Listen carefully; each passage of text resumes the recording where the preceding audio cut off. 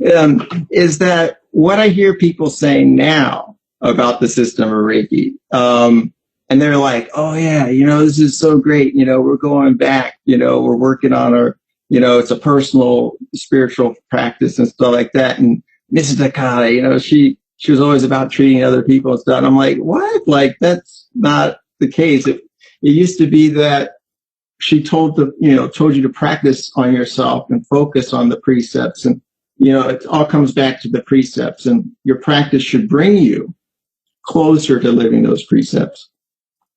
So, the spiritual is number one, she said, and the physical body is number two. These are her words. And we have these, luckily, recorded, these classes that she did. So we can hear Mrs. Takada teaching these kind of things.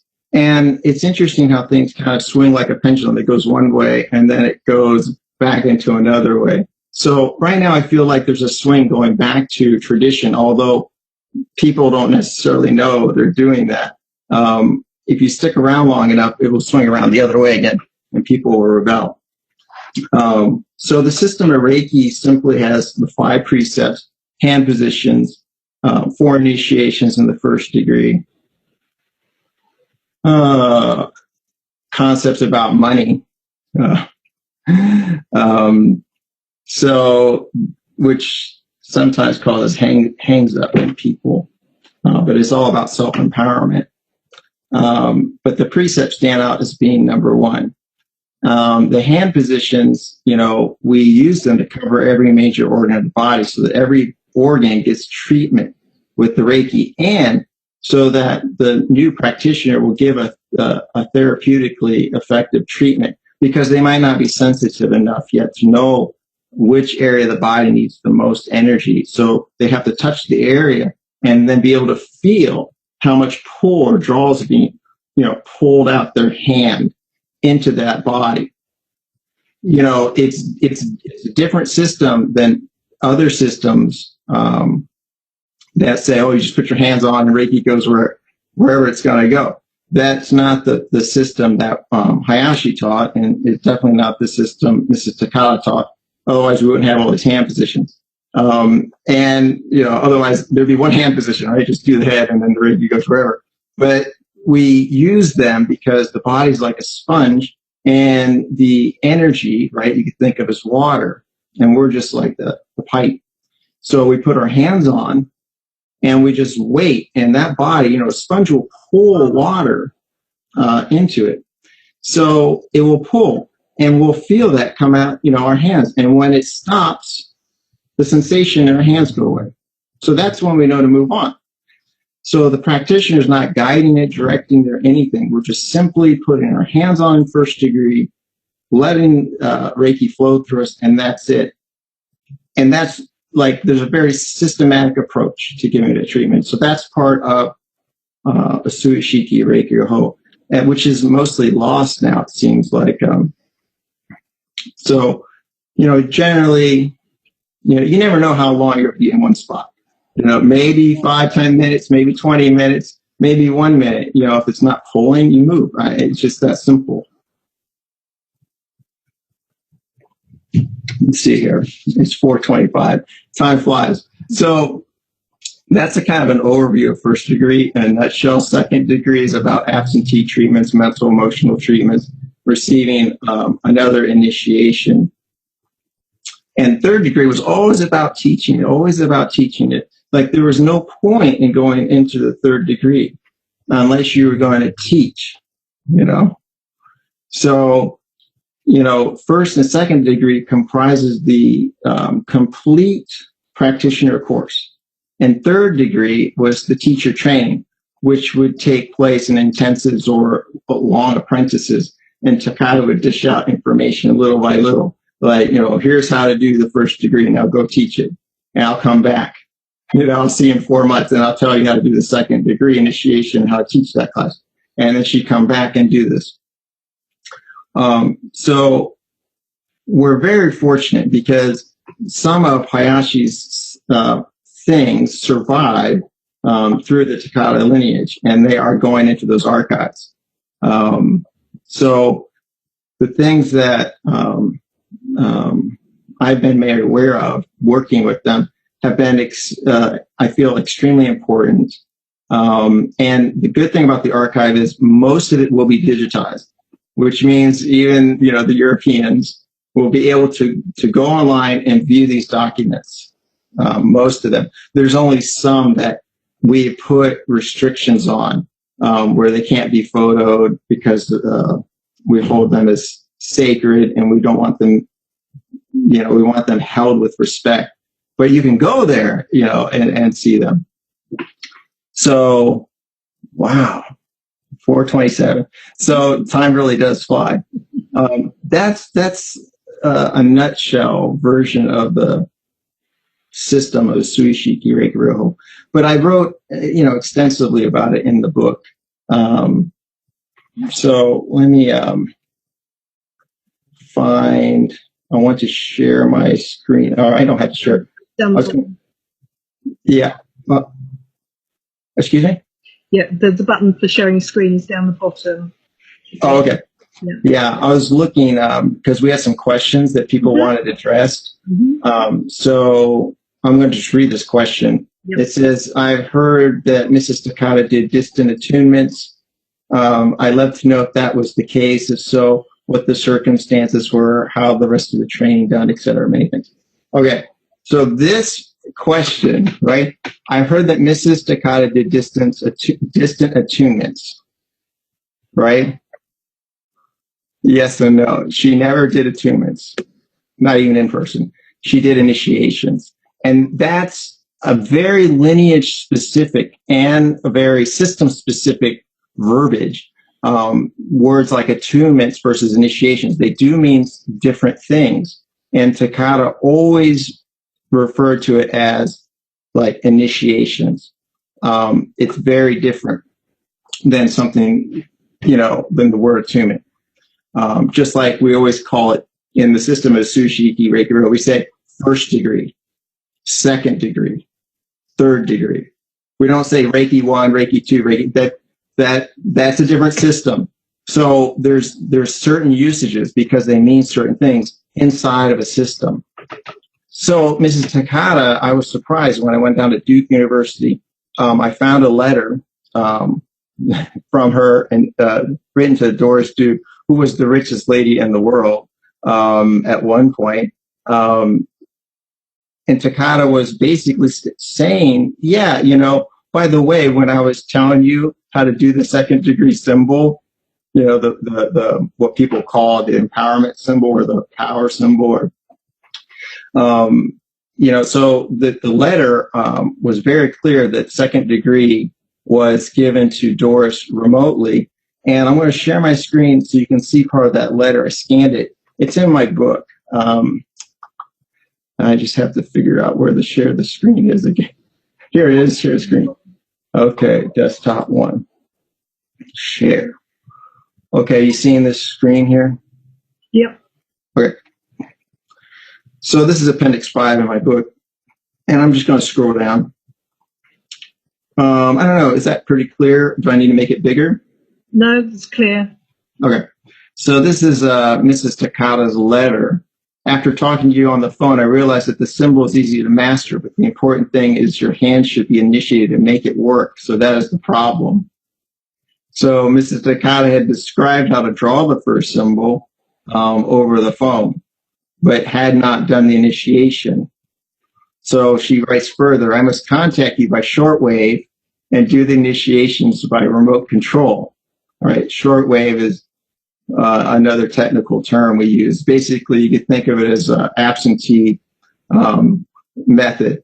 So she's going to do the initiation by remote control, remotely. And she says, which I've done in the past. Okay, so that being said, so yes, Mrs. Takata did do these initiations remotely on occasion, but it was a very rare occasion. Very rare. But back then, I mean, you think about it, there weren't many teachers. Like now, you can't go, many city blocks without running into Reiki people, right? But back then, that wasn't always the case. So sometimes you had to do it. Like, she didn't want to do it that way. So it was interesting because a friend of mine, Marta Getty, knew Mrs. Takata and was accepted as a master's student, but Mrs. Takata died before doing the training. But when I showed her what I found at the Duke University, these letters, she's like, I'm going to tell you something that I never, brought up before, and she told me about a conversation she had with Mrs. Takata. And she gave me permission, so she wrote it and sent it to me so I could put it in my book. But it was basically Marta asking, hey, can you do initiations remotely? And Mrs. Takata was like, yes, but, she didn't like doing it. So that response is in the book as well. So, for me, I don't think it's the best way of teaching. It's better to be in person because you need to be shown things, and there's a certain energy, or an energetic exchange when people physically meet. Like now we have Skype, but even so, these online video things, even so, it's not the best way of teaching. I will physically move my students' hands to the right place of the body if they're off. We have practice time, and there's just a very different energetic situation going on when we're in person. Just like right now when I'm doing this webinar, it feels very different than when I'm doing live, with people in the room with me, when I'm doing lectures that way.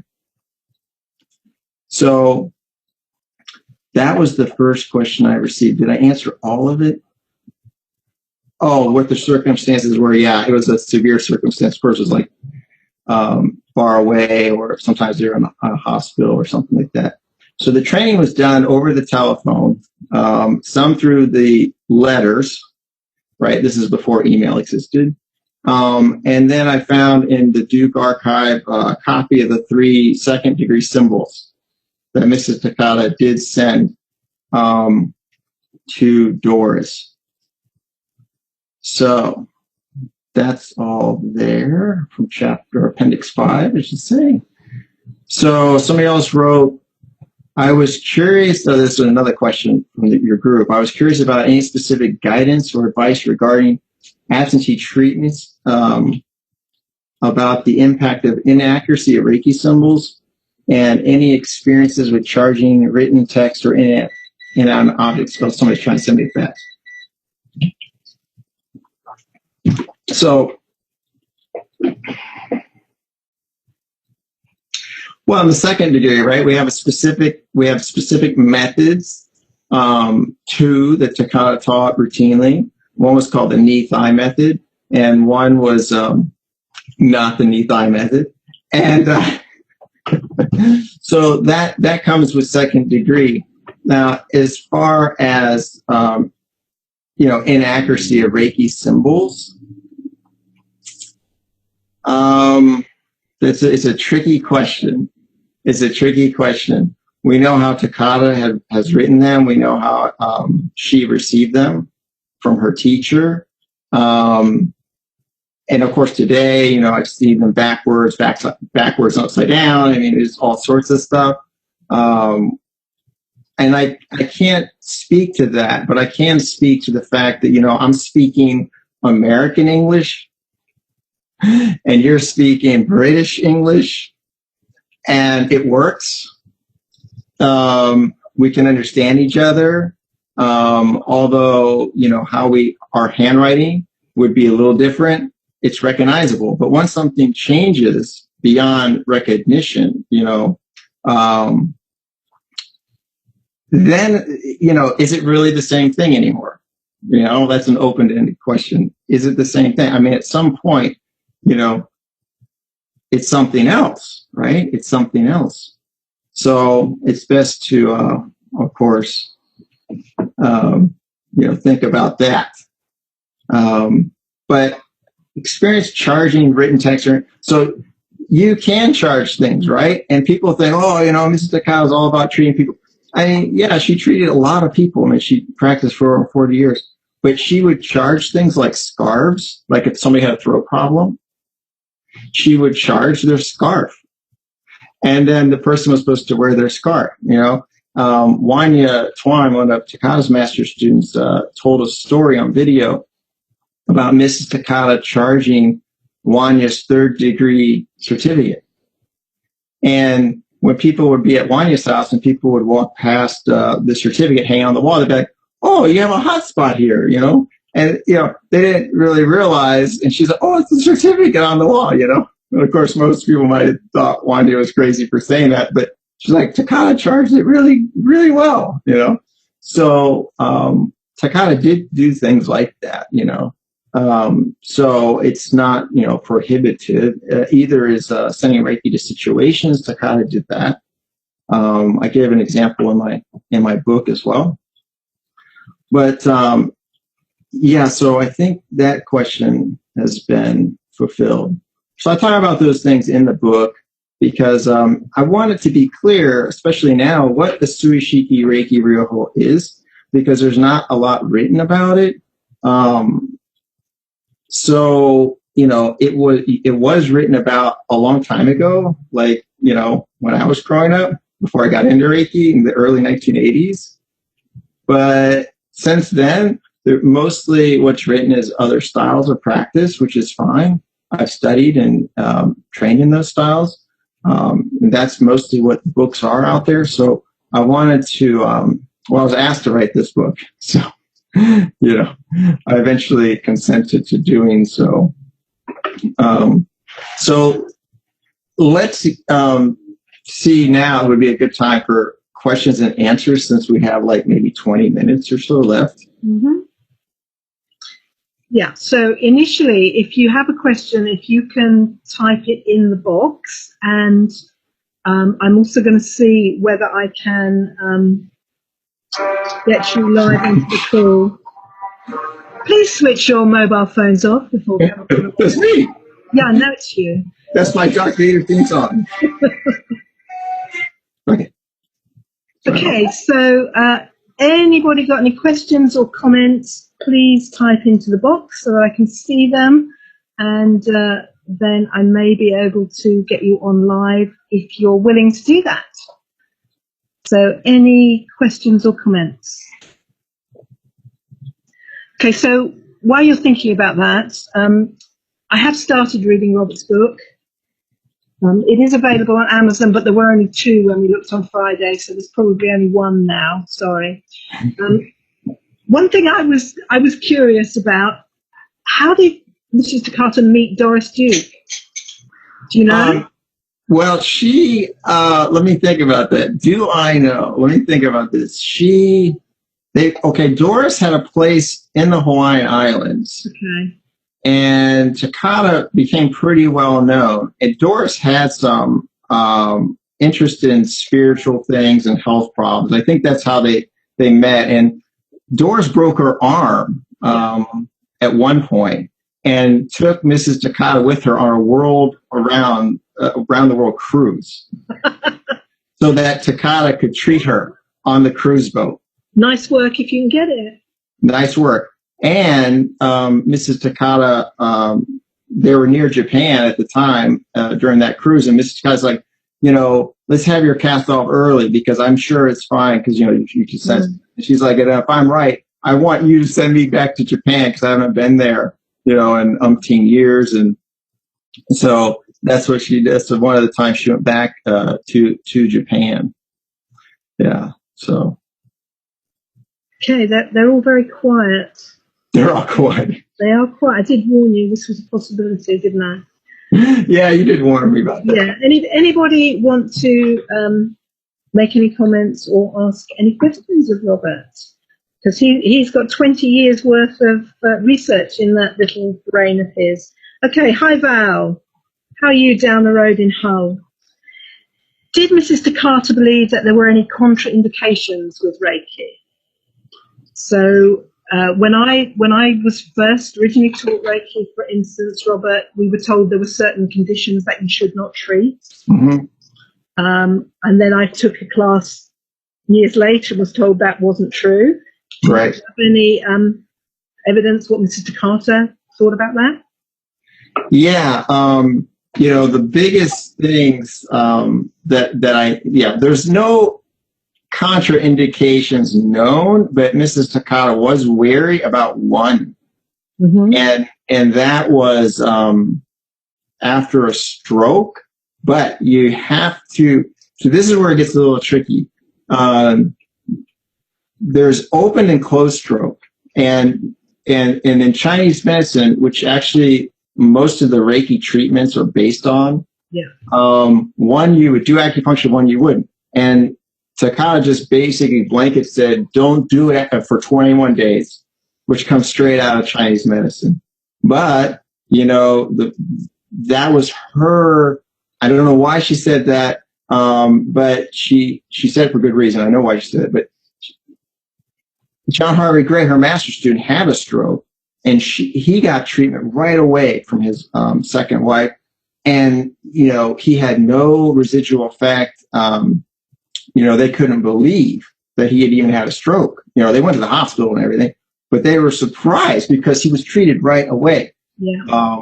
So I say no contraindications. Takata gave that one kind of shady one.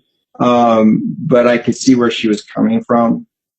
Yeah, I actually have read the chapter in your book. I'm on chapter 6, I think. So I read the bit about how you thought that Hayashi may have been trained in Chinese medicine. And right. As being trained in Chinese medicine yourself, you could see how a lot of these things made sense in Chinese medicine. Yeah. And I didn't see that for years because, I'm a very... I was able to box my Reiki information in my brain in my Chinese medicine because I didn't want, I wanted to see Reiki system as the Reiki system and not gunk it up. And so finally, when I let those boxes touch in my brain and I started reading the Hayashi manual, I'm like, this is straight out of Chinese medicine. And all this stuff that Takata was saying is straight out of Chinese medicine. I mean, it's just, now it's clear as day. Yeah. Great. Thank you, Val. That was a really good question. Anybody else got anything they would like to add? Deborah. Some people use crystals with Reiki. Is this a no-no or up to personal choice? You were talking about charging a scarf. Right. You charge as crystal for a class. Oh, yeah. I mean, you can, and I don't know. I mean, people can. You could charge whatever. It's not like a no-no, but I do remember an interesting story. Helen Haberly wrote a book on Mrs. Takata from like all these audio tapes of Takata telling her life story. And, in that, I think it was in that book, this question was posed to her. And she's like, yeah, you can. But I mean, you're charging a crystal. And then what are you going to do with that crystal? Put it on somebody. I don't know. Put it on somebody. Why don't you just put your hands on them? So like that was like, she's like, you're adding another step. But in the case of the scarf, right? Like maybe you could charge it and give it to them. And then, that way when you're not physically there, they can still use it. I mean, I can see the value in that. So did Takata teach about crystals and stuff? No, but that's okay. I mean, she did demonstrate, charging things like scarves and certificates and, yeah, so I don't see an issue with that. As long as we're clear, Yep, absolutely. What it's for. So they've warmed up now. I've got another question. So this is from Sai. I hope that's how I pronounce your name, Sai, because I have no clue, really. Sai in Denver. And they're asking, in your research, have you determined whether concepts shifted from an initiation reaction to a 21-day detox or anticipated healing crisis? This is terrible, but I think I did know the answer, and I'm trying to think what it was now, because that was that was a really big thing where people were saying, this 21-day detox. Oh, I think I remember now. Somehow people, I think, got confused. Because, Usui went up on the mountain for how long? 21 days. 21 days. And then I think that's where they got the 21 from. Okay. on the 21st day, he didn't have a reaction. He had the great light, right? Mm-hmm. But this somehow got thrown into another part of the system. And so Takata did talk about reactions, absolutely. I mean, she talked about, when the person gets enough Reiki in their body for their body to have that massive shift, a lot of stuff can happen, including like a lot of loose stools and, sweating and all this. So it looks like they're sick, but their body's finally well enough to flush all that junk out. I mean, we shouldn't have kidney stones and gallstones and all that stuff. And the body, when it's well enough, will get rid of that stuff, and it's got to eliminate it somehow. So it's coming out, That's a good sign. Takata always talked about that, healing reaction was a great sign that the treatments were effective. Yeah. But yeah, the 21-day thing itself, I think, got snatched from Usui's 21 days on the mountain. Right. Okay, anybody else got anything they would like to ask Robert, or do you have any comments on what we've heard from Robert so far this evening?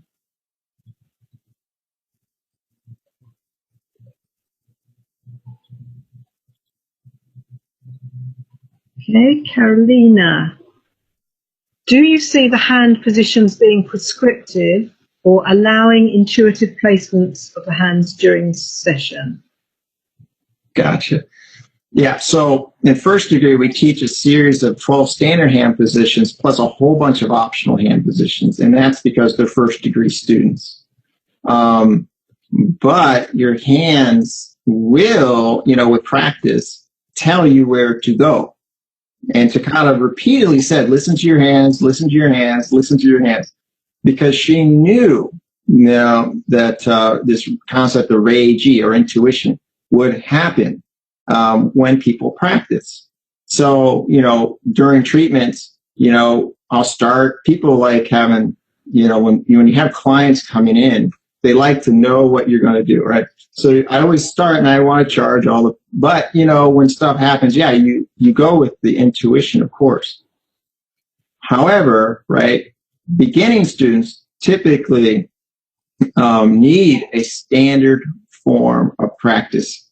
Otherwise, they're not going to practice because they don't know what they're doing. And they're like, I don't feel anything. I don't have any of these experiences. They need a set standard protocol, and that will take them right further along in their practice to where these kind of things like Reiki happen. And Takata was very much stating this kind of thing. Give them a practice, and then it will take them where they need to go.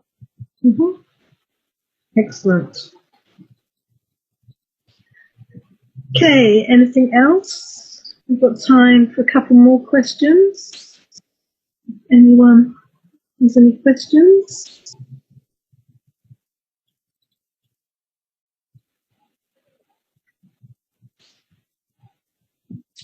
Yeah.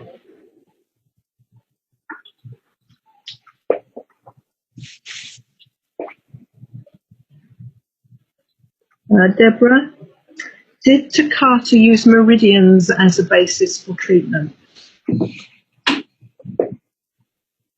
Boy, I'm trying to think of the most simple explanation, and it depends on how you think. Mm-hmm. Like there's certain protocols that Mrs. Takata would teach and that are actually in the Hayashi manual, like, working not exactly on the soles of the feet, but on the, I'll say I guess it's the instep of the feet. So the arch. The arch, right? It's the foot tie-in channel, spleen channel. So they say, put your hands there for mouth sores. Okay. Right? Why? Like, but if you study the meridian system, you'll see that there's lots of meridians for foot tie-in, but one of them will wrap around the lips, and there's all these kind of things. So she didn't really explain it that way. She didn't talk about meridians. So she didn't talk about meridians at all. But she would be like, for eye disorders, treat the ovaries. Yeah, which is straight out of Chinese medicine too, because ovaries look like eyes. You got two of them, they look like eyeballs, right? So, these kind of things like treat this and this will happen in the body. She just told you to do it. Yeah. So she didn't go into it. She wasn't going to explain it. But she did study things in China, like facial diagnosis. Yeah. Yeah, okay. So that's a kind of a hard to answer in 1 minute or less. But yeah, no, I think that has answered the question. So Damien's asking, would Mrs. Takata use short way, absent, distant, forward or backwards across time, or just live? Just live, like present day stuff. I have to be very clear here because, like, the example I'm thinking of, it was a live situation. It was a live situation where she was at this flea market, and this person had all these, I can't remember what they were, but all these little items they were selling, and they weren't being sold. And so she did something, and then somebody came in right at the end and bought all of them. Mm-hmm. And then the people had the money and then had to pack it up and go home with. That was a live situation. There's an interesting book. Wanya Tuan has like 4 books, I think, but I think it's her first book, In the Light of a Distant Star. It's a little hard to get. You can get through her daughter, if anybody's interested. But, I think it's in that book or a video I have of her that, basically she wasn't sure she was going to show up to the first degree class. And so she was like just laying in bed, not going to the class.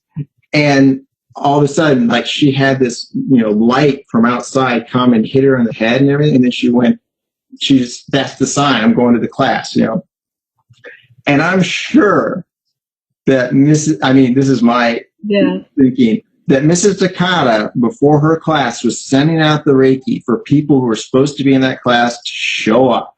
Yeah. And boom, it hit her. So that was a life situation. So I can't think of any example of Mrs. Takata sending it to the past or the future. Doesn't mean it didn't happen, but in this moment, I can't think of any. Yeah. So I think what Damien's asking is that sometimes, in classes, we're told that if there's something in your past that needs healing, you can send Reiki back to that situation. Right. Or if right. something coming up in the future which you're worried about, or it's right. Yeah. I get that. And my thinking is, absolutely, try that. But the thing is, like, if the present is all the accumulation of the past, just by treating yourself in the present, that's where you need it, because that's where you are. So if you have trauma and it's here now in the present, it doesn't matter if it happened 5 minutes ago or 10 minutes ago or 20 years ago. It's here now. Absolutely. It's still here. So treat it here. And that's my own thing, Yeah, absolutely. Great. So Cora is asking, was Mrs. Takata a wealthy woman? What was her standing in the community? Well, she started as, when she was small, she was really poor. Her family was very, very poor. And through her hard work, I chronicle her different jobs that she had growing up. Yeah. And then, when her husband died, leaving her 2 small kids, she overworked herself. And that's how she ended up in Japan. So by the end of it all, all those years later, she had money and she had invested her money and did well. Okay, and then we've got a question from Pauline. How did Mrs. Takata use the symbols?